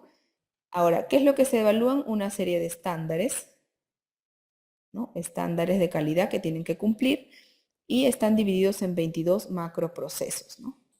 Los macroprocesos, en realidad no creo que les pregunten los 22, pero para que tengan una idea se dividen de algo así, ¿no? El macroproceso 1 puede ser cirugía, centro quirúrgico. El macroproceso 2 puede ser consulta externa, ¿no? El otro puede ser de emergencia. El otro puede ser de imágenes. Entonces hay un montón de macroprocesos que son 22 y cada macroproceso tiene una lista de estándares que cumplir, ¿no? Que ya están, obviamente están establecidos y que el evaluador interno a través de su plan verifica si se cumplen o no. Si es que cumple en mayor o igual 85%, ¿ya? Si es que cumple, puede solicitar voluntariamente, ¿ya? Una evaluación externa. Es decir, esta evaluación externa no es obligatorio. Por eso es que en realidad en el Perú muy pocos pasan a evaluación externa. Están siempre en autoevaluación todos los años y muy pocos logran llegar a la evaluación externa. Es voluntario y obviamente se hace solamente si cumples en esta primera fase mayor o igual a 85. Entonces, ¿qué es lo que busca? La evaluación externa, como su nombre lo dice, son evaluadores externos que pueden ser del MINSA, ¿no? Pueden ser de la DIRIS, ¿no? En el caso de Lima, DIRIS, las direcciones de redes integradas de salud. Luego puede ser de las DIRESAS, si es que es en alguna región, o JERESA también, ¿no? Si es una región. Entonces, esos son evaluadores que ya están capacitados, que han sido designados para hacer esta evaluación externa. Como es voluntario, no todos lo pasan, pero ¿qué es lo que hacen ellos? Es básicamente verificar nuevamente los estándares y decir si es cierto que cumples este porcentaje, ¿no? Entonces, si es que cumples ese porcentaje, si es que ellos aseguran o verifican que sí cumpliste ese porcentaje, quiere decir que estás acreditado. Y obviamente si no, no estás acreditado, ¿no? Cuando te dan o te dicen si cumples ese 85%, te van a dar algo que es la constancia de acreditación. Y esto lo entrega la Comisión Sectorial de Acreditación, ¿no? En cada uno de estos hay una comisión que te da una constancia de que dice sí lograste la acreditación.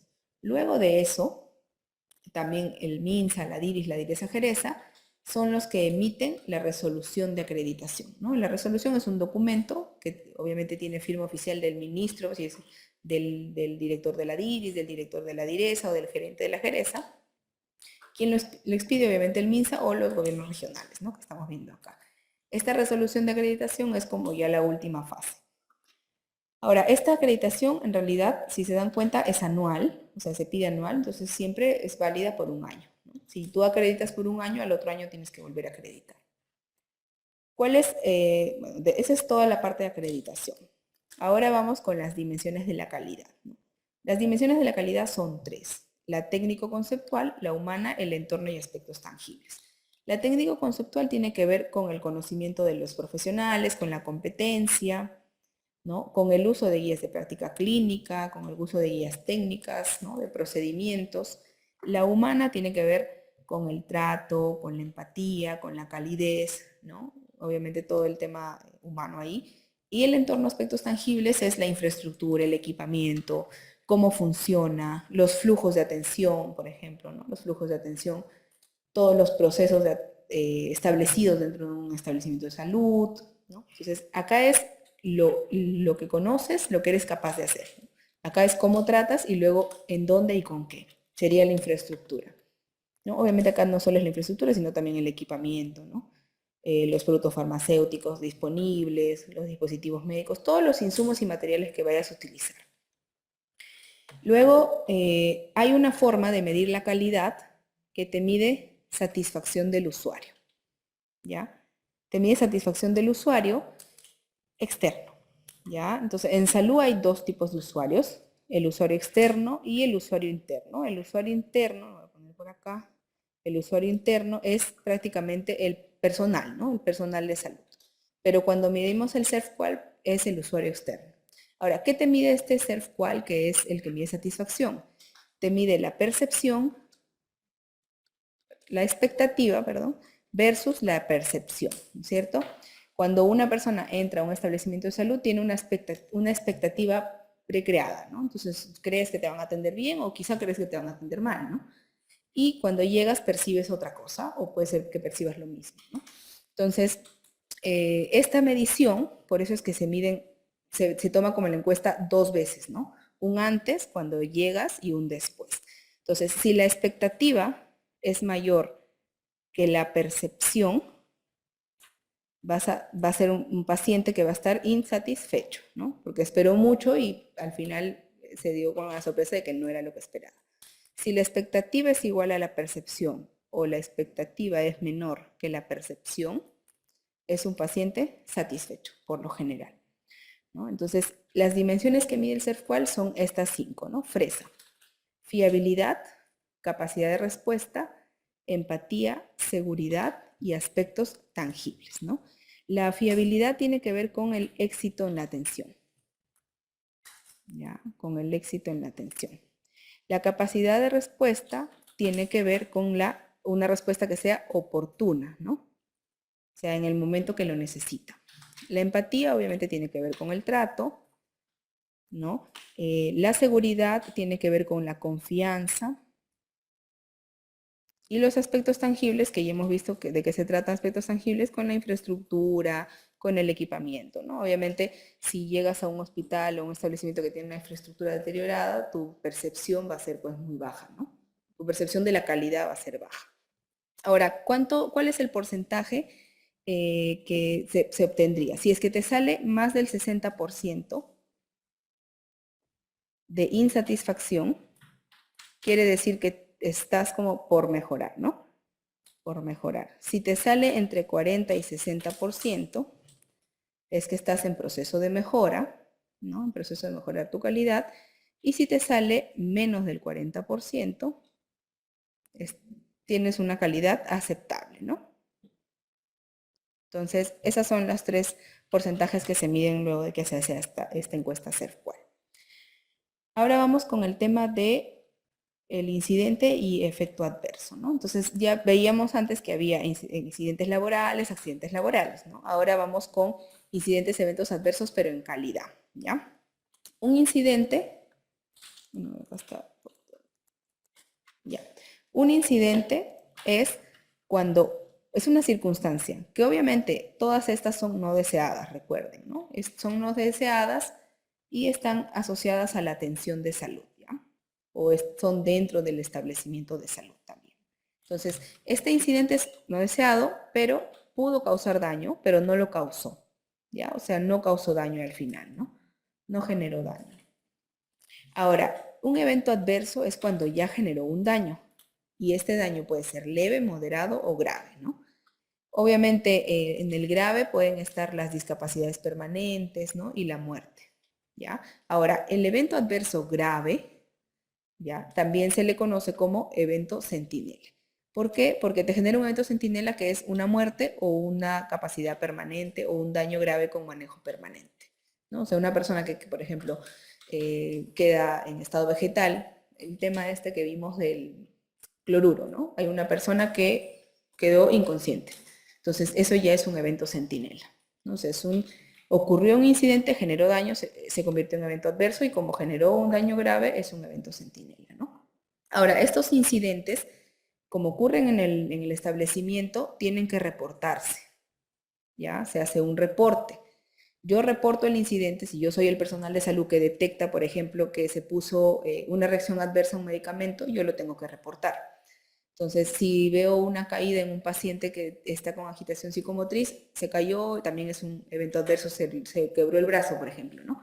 Puede ser un evento moderado, lo tengo que reportar, ¿no? El que ve el incidente o el evento adverso normalmente es el que reporta. Y cuando reporta tiene que hacer la clasificación, ¿no? Cuando marca dice, esto es un incidente nada más, esto es un evento adverso, esto es un evento centinela. Entonces, este reporte nos lleva obviamente a hacer acciones de mejora, ¿no? Se tienen que tomar medidas para que no vuelva a pasar. Ahora, otro tema importante en calidad, no sé si hay un espacio, bueno, ahí lo vemos, ¿ya? Luego lo vemos. O acá mejor. Sí, y acá. Entonces, algo para reducir los incidentes que de repente en algún momento les puede venir, hay algo que se llama las rondas de seguridad. ¿Ya? La ronda de seguridad, ¿no? Está establecida por el Ministerio de Salud, es, como su nombre lo dice, es una ronda, es como una visita, ¿ya? Vamos a ponerle como una visita a distintos servicios del establecimiento, ¿no? Con una lista de estándares que se tienen que cumplir, ¿no? O de cosas que se tienen que verificar. Entonces, ítems para verificar. Entonces, es un equipo de calidad que va área por área del hospital y verifica que las cosas que podrían generar incidentes o eventos adversos estén bien hechas, ¿no? Por ejemplo, ¿qué verifican? Verifican lavado de manos, pueden entrar también a las áreas de emergencia y ver que se llenen bien los registros, que se esté considerando, tomando bien las funciones vitales de los niños. Entonces, hacen una lista de ítems que van a verificar. Puede ser respecto a bioseguridad, por ejemplo, el uso de mascarillas, puede ser respecto a medicamentos, ¿no? Al tema de cadena de frío, por ejemplo, si se está verificando bien los registros de temperatura de donde se guardan las vacunas, lavado de manos, puede ser el tema mismo de la atención del médico, verifican cómo atiende un médico, si es que pregunta bien los síntomas, hace una buena anamnesis, hace un examen físico o simplemente no pregunta mucho y da el tratamiento, ¿no? Entonces, es una lista de cosas que se hacen y estas rondas de seguridad se hacen, cada hospital determina cómo, pero por lo general son mensuales y estos son los que te evitan o te reducen el riesgo de incidentes, ¿ya? Y eventos adversos, ¿ya? Es una de las cosas que se hace para reducir el riesgo de incidentes y eventos adversos. Obviamente ya cuando el incidente ocurre o el evento adverso ocurre, se reporta y se hace un plan de acción. Ahora, en el reporte del incidente, ¿ya? Si es un evento centinela, se hace un análisis más exhaustivo, ¿ya? Se hace un análisis que se llama análisis de causa raíz. Y es ya un análisis más exhaustivo de la historia clínica, de paso a paso cómo se hizo la atención y por qué llegó a fallecer o por qué llegó a la discapacidad, por ejemplo, ¿no? Entonces eso es un tipo de análisis que se hace para el evento centinela. Y los otros es simplemente una lista de acciones, ¿no? Ahora, la autoevaluación, decíamos, se realiza una vez al año, ¿no es cierto? Y por eso hacen un plan anual, ¿no? Recuerden que hacen un plan anual. La dimensión de la calidad relacionada a los aspectos tangibles. ¿Cuál era? El entorno, ¿no es cierto? El entorno, el aspecto tangible es donde tú haces el trabajo y con qué lo haces, ¿no? Es básicamente tu entorno, la infraestructura, ¿no? El equipamiento. Documentos que se entregan a un establecimiento de salud acreditado era primero la constancia y luego una resolución, ¿cierto? Dimensión de la calidad relacionada al trato de los pacientes es humana, ¿no? La dimensión humana. Herramienta de calidad que se utiliza para analizar causas y efectos de un problema. Entonces, hay un montón de herramientas de calidad. En algún momento les expliqué, por ejemplo, el Gantt, es una herramienta de calidad donde vas marcando el árbol de problemas, ¿no? Que se llama árbol de problemas, ¿no? Porque básicamente las raíces son los efectos, el tronco es el problema y la copa del árbol es, perdón, al revés, las raíces son las causas, el tronco es el problema y la copa son los efectos, ¿no? ¿Qué te analiza este análisis de árbol de problemas? Te analiza efectos y causas de un problema, ¿no es cierto? Hay otro que es la espina de pescado, ¿no? Que se llama también Ishikawa, ¿ya? La espina de pescado, que es básicamente un pescado más o menos.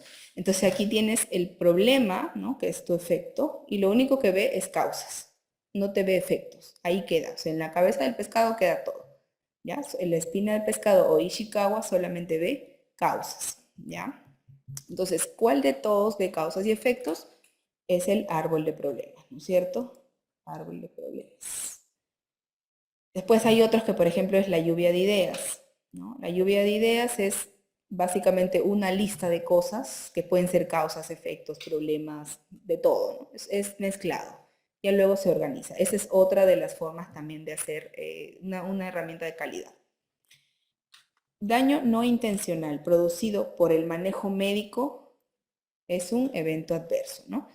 Ya dice daño, entonces ya es un evento adverso. Si dijera situación no intencional, producida por manejo médico, no produce daño, incidente, ¿no? Pero acá ya te dice que genera daño. Atributos de la calidad en establecimientos del primer nivel de atención. Y acá vamos a borrar esto.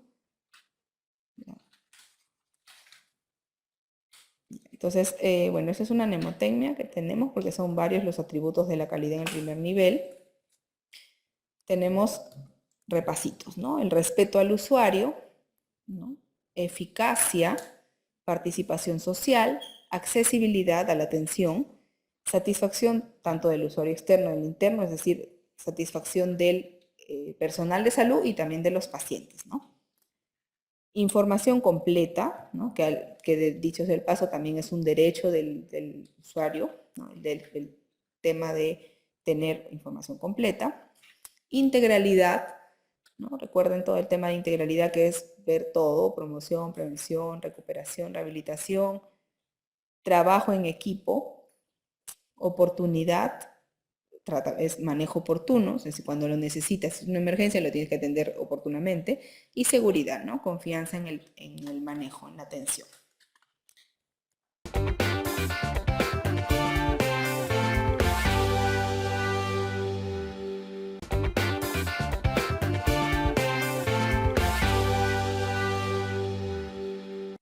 Ahora vamos con análisis de situación de salud, ¿no? Y acá hay algunos datos que tienen que saber que son importantes. Primero vamos a ver cuáles son los tipos de muerte materna, ¿no? Hay 3 tipos, la directa, las causas directas, indirectas y las incidentales, ¿no? Las directas son básicamente las obstétricas, complicaciones del mismo embarazo, del parto o del puerperio. Y ahí está hemorragia, sepsis, toxemia y parto obstruido, ¿no? ¿Cuál es la principal acá o la primera causa en el Perú de mortalidad materna? Es hemorragia, ¿ya? Si les dicen como primera causa de muerte materna es hemorragia. Si les dicen primer tipo de causas de muerte materna, sí tendría que ser indirecta, porque sumadas las causas indirectas todas son más que la misma hemorragia. Pero obviamente como enfermedad única, la hemorragia es mayor, ¿ya? Entonces, de todas estas, por grupo es la indirecta la primera, ¿ya? Porque obviamente son más las causas no obstétricas que ocurren, ¿no? Entonces, las indirectas son las preexistentes, que pueden aumentar o empeorar por el embarazo, o también de reciente aparición, pero que no son obstétricas, ¿ya? O sea, otra cosa. Entonces, puede ser una embarazada que le dio dengue. Entonces, es reciente, pero no tiene que ver con la gestación. Entonces, COVID, TB, cardiopatías, ¿no? Y la incidental, obviamente, son las accidentales, ¿no? Por lo general tienen que ver mucho con suicidios y homicidios, ¿no? Asfixia, ahogamiento y accidentes de tránsito. Ahora, vamos con la esperanza de vida al nacer en el Perú del año 2024 fue 77.4 años, ¿ya? Del 2024.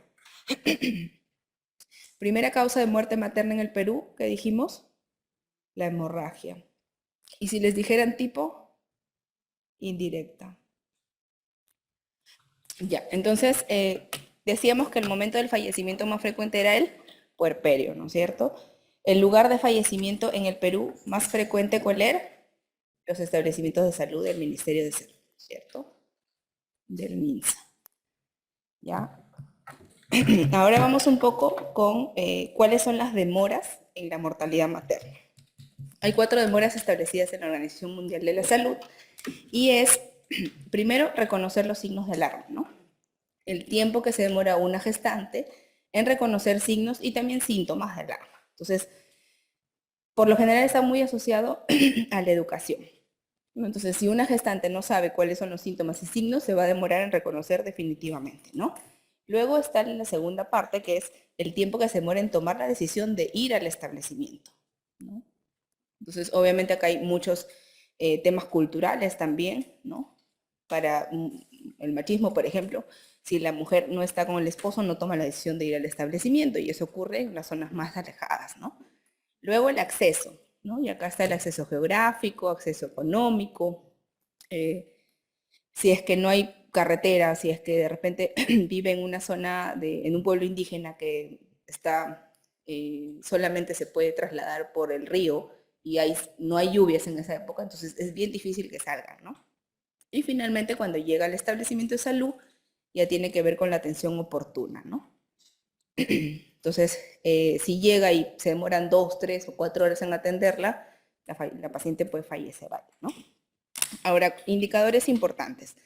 Desnutrición crónica en menores de 5 años es 12.1, ¿ya? En el año 2024. 12.1 en el año 2024. Luego, 8.2 es el porcentaje de obesidad y sobrepeso en menores de 5 años. Este de acá, en realidad, no es una prevalencia como tal, ¿ya? Porque para que sea una prevalencia, recuerden que tiene que ser una encuesta poblacional, ¿no? Lo que les decía. Entonces, no hacen una encuesta poblacional para obesidad y sobrepeso en menores de 5, pero sí hacen una especie de tendencias, ¿ya? Según los atendidos, ¿no? Los atendidos que llegan, cuántos de todos los niños atendidos menores de 5 más o menos tienen obesidad y sobrepeso, ¿no? Y eso ahorita lo hace el INS. Prevalencia de anemia actual es 35.3. También es en el año 2024, ¿ya? Tasa de mortalidad infantil, 16 por 1000 nacidos vivos. Tasa de mortalidad neonatal, 10, ¿ya? Por cada 1000 nacidos vivos. A ver, vamos a ver. Mujer de 35 semanas de gestación con diagnóstico de estenosis mitral. Se agrava con el embarazo y fallece luego de la cesárea. ¿Qué tipo de causa es? Indirecta, ¿no? Porque es una estenosis que no tiene que ver con la gestación, pero sí se puede agravar, ¿no? En el grupo de niños menores de 5, ¿cuál era la prevalencia de desnutrición? 12.1, ¿no es cierto? Y la de obesidad y sobrepeso era 8.2. Ya. Según en los análisis de la mortalidad, la tercera demora era la del acceso, ¿no? En el análisis de mortalidad, la primera demora era la de identificación o reconocer signos y síntomas de alarma. El espacio físico, donde se pone información actualizada para la toma de decisiones, se llama sala situacional de salud, ¿no? Entonces, algunas características es que tiene que ser dinámica, ¿no? Actual, tener tendencias, o sea, comparar año tras año, ¿no? Y por lo general, lo ideal sería que sea en tiempo real, ¿no? Entonces, bueno, en tiempo real, por ejemplo, en el Perú no está siempre. Creo que el de mortalidad materna es uno de los que está más actualizado, ¿no? Y ahora,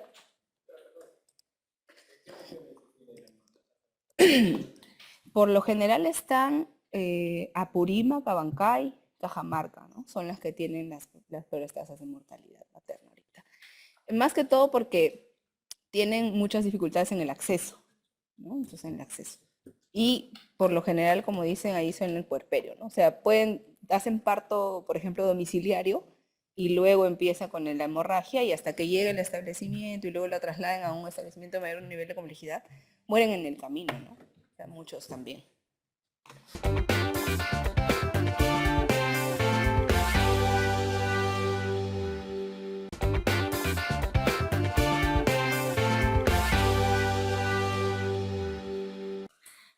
Ahora vamos con categorías. En el primer nivel de atención, recuerden que son 3 niveles, ¿no? Y estas son las categorías. Si les dicen niveles, primero, segundo y tercero. Y si son categorías, son 1-1, 1-2, ¿no? Entonces, la categoría 1-1, consultorio externo, como unidad productora de servicios de salud, ¿no? Unidad productora de servicios de la salud significa que tiene recursos y espacio asignados, ¿ya? Asignados, por lo general. Entonces, está organizada, ¿no? Tiene su consultorio externo, pero ¿quién atiende? Personal no médico. En el 1-2 está consultorio externo, pero atiende un personal médico. Obviamente también el personal no médico, ¿no? No es que solo el médico atiende. Entonces, estos dos se les llama puesto de salud, pero el de arriba es puesto de salud sin médico y el de acá es puesto de salud con médico.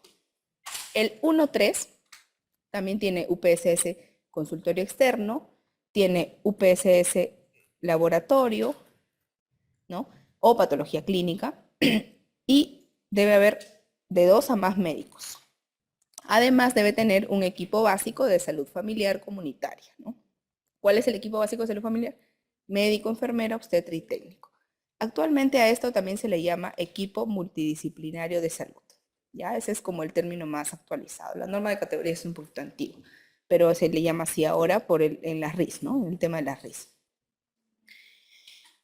Luego, el 1.4 también tiene la UPSS consultorio externo, la UPSS laboratorio, pero se agrega una, que es farmacia, ¿no? Se agrega la UPSS farmacia. Entonces, recuerden farmacia aquí, laboratorio acá, ¿no? Y acá el término principal es médico. Ahora, aquí en el 1.4 ya se pide que existan médicos ginecobstetras, pediatras y personal de salud familiar. Cualquiera de estos tres o personal capacitado, ¿ya? Puede ser médico en realidad capacitado en uso de guías de práctica clínica, ¿no? Puede ser un médico general capacitado en uso de guías de práctica clínica. Entonces puede ser que no exista un médico ginecobstetra, un pediatra, ni un médico de salud familiar, pero tiene que ser un médico que pueda usar guías de práctica clínica. Ahora, ¿cuál es la otra diferencia en el 1.4? Que aparece el internamiento. Pero el internamiento no es UPSS, ¿ya? Todas las de acá sí son UPSS, pero el internamiento en el 1.4 no es una UPSS. Es básicamente una actividad, ¿no? Existe esta actividad porque internan a los pacientes, ¿ya? Y porque el paciente necesita estar más de 12 horas, ¿ya? Pero en realidad tendría que ser menos de 24 horas, ¿ya? O sea, ya si pasa las 24 horas, por lo general necesita ya un nivel mayor, ¿no? Entonces, acá por lo general están las gestantes que después de su parto se quedan un día entero y luego se van a casa, ¿no? Entonces, y tiene sala de partos, ¿no? Eso es algo importante. Estos dos, ambos se llaman centro de salud, ¿ya? Pero el de acá es centro de salud sin internamiento y el de acá es centro de salud con internamiento, ¿ya? Entonces son puestos de salud, centros de salud. Luego viene el nivel 2. Y en el nivel 2 tenemos el 2.1, el 2.2 y el 2E, ¿no? El 2.1 tiene lo básico. Todas estas son UPSS, ¿ya? Todas están bien organizadas, tienen su rol, tienen su programación para cada una y su espacio para cada una. Entonces tienen emergencia, hospitalización, centro obstétrico, cirugía, diagnóstico por imágenes, patología clínica, farmacia, banco de sangre. Todo lo básico, ¿no? Ahora, no tienen UCI. ¿En dónde aparece la UCI? En el 1.2. Entonces, la UCI general es como la palabra clave del 2.1, ¿ya? Entonces, UCI general aquí. Y en el 2E ya es una atención especializada y tiene una especialidad principal. Puede ser más una, ¿no? Una o más subespecialidades, ¿ya? No es obligatorio que tenga todas las subespecialidades, pero tiene lo básico sobre esta especialidad. Luego viene el 3. Y en el 3.1 ya aparecen dos UPSS más importantes, que es la radioterapia y la hemodiálisis. Y además ya tiene UCI neonatal y UCI especializada, ¿no? Entonces radioterapia y hemodiálisis aparecen acá y la UCI neonatal y UCI especializada. ¿Ya? Entonces ese es el 2.1. El 2E es una atención especializada, pero acá sí tiene que tener todas las subespecialidades, ¿ya? Ahora, la especialización puede darse en cualquiera de estos que son especializados, puede darse por grupo etario, ¿no? O sea, por ejemplo, los pediátricos, los de adulto mayor, ¿no? O por grupo de patología o condición, ¿no? Por ejemplo, por condición puede ser el que ve solo gestantes, ¿no? Por patología, el que ve solo problemas cardíacos, ¿ya? Entonces, se pueden diferenciar por de esas tres formas. Ahora, el 3.2 es el máximo nivel, ¿ya? Este es el mayor nivel. Recuerden que el 3.2 es el mayor nivel, no es el 3E, sino el 3.2. Este 3.2 tiene la atención especializada también, ya no es un general, a pesar de que no tiene la E, tiene atención especializada, pero tiene todas las subespecialidades y además tiene algo que se llama una UPSS adicional, que es la de gestión de docencia e investigación. O sea, acá están los que por lo general hacen investigación, ¿no? O sea, el Rebagliati es 3.2, por ejemplo, ¿no? Pero hay también institutos que tienen el nombre de instituto, que son 3.2, y otros institutos que son 3E, por ejemplo. Entonces, pero mientras tenga esta UPS de gestión docencia, ya es 3.2. Obviamente cumpliendo todo lo anterior, pues, ¿no? Es el que tiene todo prácticamente. Entonces, esas son las diferencias principales de las categorías. A ver, aquí no reciben remuneración los agentes comunitarios y el IPEN regula, luego vemos eso. Sí, regula privados y particulares, para todos, el IPEN es para todos, ¿no? Si tienes un centro privado y quieres poner radiografía, el IPEN es el que tiene que darte la autorización. Categoría que brinda atención especializada en un campo clínico o grupo etario. ¿Qué categoría será? Bueno, podría ser el 2C, pero también podría ser el 3C, ¿no es cierto? En realidad, si acá te dijeran todas las subespecialidades, sería el 3C, ¿no? Si te dice puede ser alguna, el 2C. Categoría que cuenta con internamiento, 1.4, ¿no? El término internamiento, recuerden que es distinto de hospitalización. Hospitalización es la UPSS, pero en el 1.4 no es UPSS, solo se llama internamiento como actividad. Número mínimo de médicos cirujanos en la categoría 1.3 eran 2, ¿no es cierto? Mayor categoría es el 3.2. Categoría que cuenta solo con una UPSS, consulta externa, y con médico, 1.2. Categoría que tiene lo básico, hospitalización, emergencia, centro estético, cirugía. Lo básico, el 2.1. Categoría que tiene docencia e investigación, 3.2.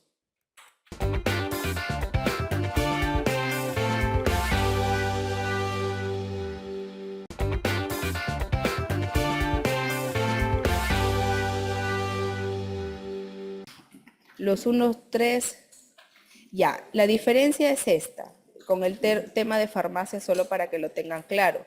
No es que no tenga la farmacia en físico, ¿ya?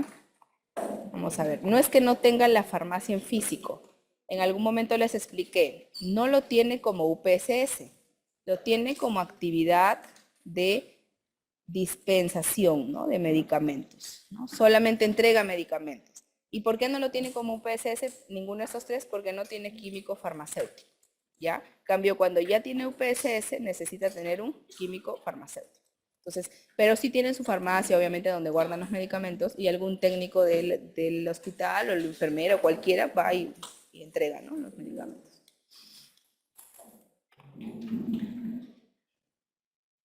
¿Qué diferencia? Ya, ahí justo, bueno, lo de farmacia, ¿no? Agentes comunitarios, ya está. Entonces el IPEN es para todos, recuerden. El GAN se utiliza para programar actividades, ¿no? Recuerdan que les hacía una tablita en donde pones todos los meses y vas marcando en qué mes se hace cada actividad. El SAMU. El SAMU no es un establecimiento de salud. El SAMU es un servicio médico de apoyo, ¿no? Entonces, rápidamente les explico aquí. Recuerden que las IPRES están conformadas tanto por establecimientos de salud como servicios médicos de apoyo, ¿ya? Entonces, los servicios médicos de apoyo por lo general no tienen categorías y acá están los de rehabilitación, están, ¿no? Los de el SAMU como tal, que es una atención móvil, ¿no? Actualmente no están clasificados, ¿no? Están haciendo una clasificación para ellos, pero todavía no está bien establecida. Dado, también regula, orientada sobre políticas, no orientales, sino nos interesa ampliar sobre políticas públicas. ¿Qué bibliografía nos...? En realidad, políticas públicas tiene un montón de bibliografía por teorías, ¿ya? O sea, hay libros, por ejemplo, Chavenato te da información, hay un montón de papers también al respecto, pero te recomendaría que busques, el Ministerio de Canadá tiene un instituto de políticas públicas en donde te explica todo el procedimiento de políticas públicas, si es que te interesa, ¿no? Igual en el Instituto Nacional de Salud de Estados Unidos tiene también, el NICE de Inglaterra también te da, o sea, cada uno tiene una metodología para políticas públicas como tal, ¿no? No existe una única en todo el Perú, en todo el mundo, ¿no? Pero si te interesa puedes ir como por esas ramas, ¿no? Y en el Perú podrías ver el CEPLAN, ¿no? El CEPLAN te da un poquito de información de cómo hacer una política pública en el Perú como tal, ¿no? La causa indirecta más importante de muerte materna, ¿cuál sería? De todas estas, a ver, la indirecta, déjame, no recuerdo. De las indirectas me dices, ¿no? Me parece que son las cardiovasculares, si es que mal no recuerdo, pero igual déjame verificar. No, la hipertensión preexistente. No hay. No, ya la vimos. Sí. Ya, no, es las hipertensiones, hipertensión preexistente, ¿ya? O sea, no la cardiovascular en general, sino la hipertensión como tal. Es la indirecta más frecuente, ¿ya? La indirecta más frecuente. A ver, el GAN, ya. Diferencia costo indirecto de variable. No se pueden diferenciar como tal porque son dos clasificaciones distintas. O sea, la clasificación de variable fijo es una y la clasificación de indirecto directo es otra, ¿no? Recuerda que incluso, por ejemplo, el recurso humano en la clasificación de fijo variable es fijo y en la clasificación de directo indirecto es directo, ¿no? Entonces, son dos formas de clasificación distintas. ¿Qué diferencia la farmacia como UPS de actividad? Lo que les decía, no hay químico farmacéutico principalmente. Un internamiento menor de 12 horas, no existe internamiento menor de 12 horas. O sea, no es que exista una categoría para internamiento menor de 12 horas. Si hay internamiento, es 1-4, independientemente de las horas que lo tengas que internar en todo caso, ¿no? Si es que es internamiento, es 1-4. Lo otro podría ser observación, de repente, en tu tópico de emergencia, ¿no? Que podrías hacerlo en el 1-3 también, si hay médico, ¿no? O en el 1-2. Pero si ya te ponen internamiento, es sí o sí 1-4. El tiempo de validez de constancia dura 3 años, 1 año. En realidad es 3 años. 1 año es la autoevaluación, ¿ya? 1 año es la autoevaluación. Criterio de programación, ¿cuál era la definición de cobertura? Ya. En cobertura recuerda que es los que reciben la atención sobre los que necesitan. La concentración es atenciones sobre los atendidos y el rendimiento es atenciones sobre los recursos utilizados, ¿no? Que por lo general en el médico es horas médico, ¿no? ¿En qué se diferencia una UPSS de una actividad? La UPSS es como una unidad orgánica en donde hay recursos asignados, tiene su programación, por ejemplo, una emergencia, tiene su programación, tiene su infraestructura, ¿no? No es que el de emergencia va y pasa visita a la hospitalización, no, se están separados, sus recursos están definidos. En cambio, la actividad, que por lo general se hace en los primeros niveles, primer nivel de atención, el mismo médico que está en consulta externa va y atiende la emergencia si es que llega al establecimiento, ¿no? Entonces, la actividad de emergencia en primer nivel no es UPSS, ¿no? Es una actividad nada más. Si llega un parto, es una actividad, no es que tenga un centro obstétrico, ¿no? Sino que es una actividad de atención de parto. Allá. ¿Cuál sería el procedimiento para actuar sobre el evento del cloruro? Si es el evento del cloruro, recuerden que es incluso un evento adverso. Entonces, hay dos cosas ahí.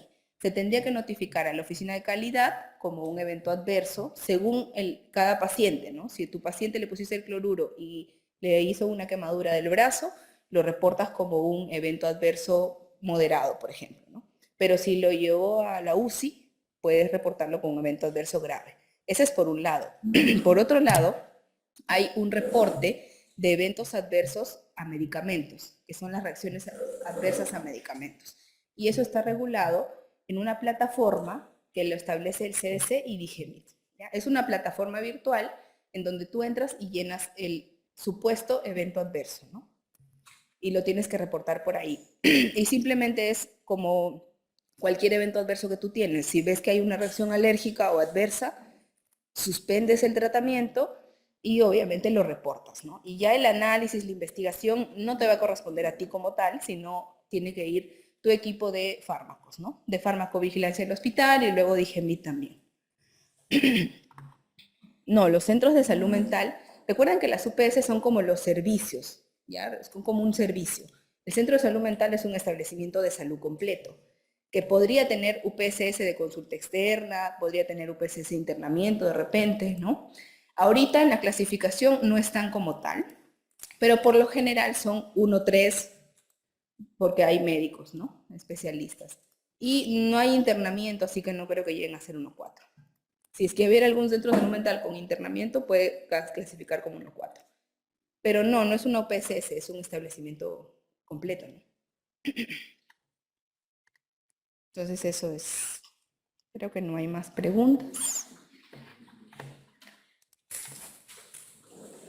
Ok, bueno chicos, esta es la última clase. Ya hemos repasado creo los temas miles de veces, así que espero que todo salga bien. Que les vaya bien en el examen.